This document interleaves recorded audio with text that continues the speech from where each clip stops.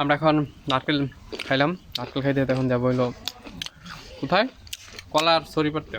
চ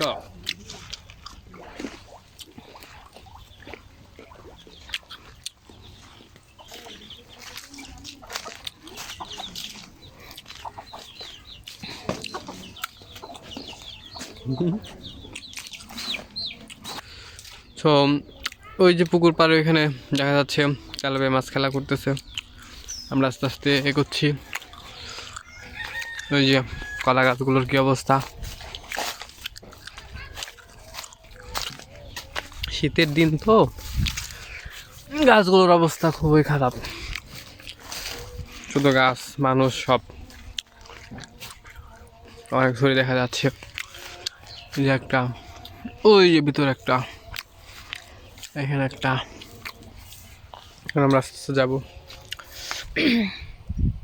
এই যে এই ছড়িটা দেখা যাচ্ছে এটাই আমরা পারবো, কিন্তু কথা হলো নিচে যে ক্ষেত বা ধানি জমি এটা পানিতে ভরা। এখন এখান থেকে কলার এই ছড়িটা পারা খুবই টাফ ব্যাপার। তারপরেও স্যার আপ্রাণ চেষ্টা করবে যেন তিনি না ভিজে যায়। স্যার আপনি একটু দিকে তাকান। হাই, এখন যে অবস্থা মনে হচ্ছে যে নামাই লাগবে না স্যার, স্যার আপ্রাণ চেষ্টা করতেছে, গাছ বারবার টানতেছে।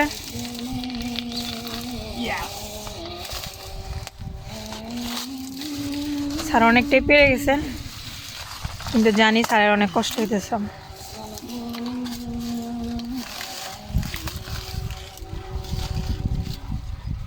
স্যার পুরো বাহুবলী হয়ে গেছে। ও এটা এই পাশে নিয়ে এসে পড়ছে স্যার, একদম কলার ছড়ি ধরে ফেলছে। আর কলা এখানে দেখা যাচ্ছে যে বাতি বেশি হওয়ার ফলে ফাইটা গেছে আর কি কলা।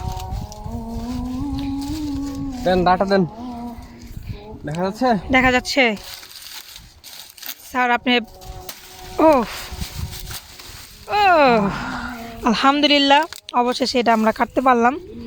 স্যার অনেক শক্তি প্রয়োগ করেছেন।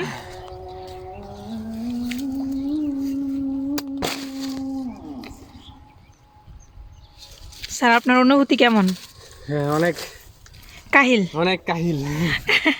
এখন কাটতে হবে।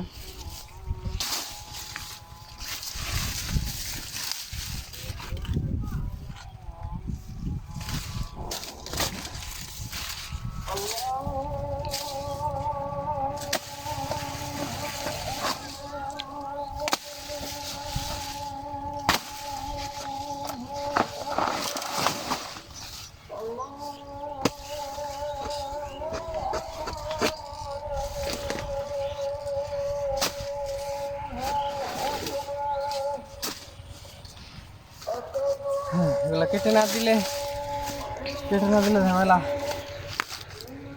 চলেন,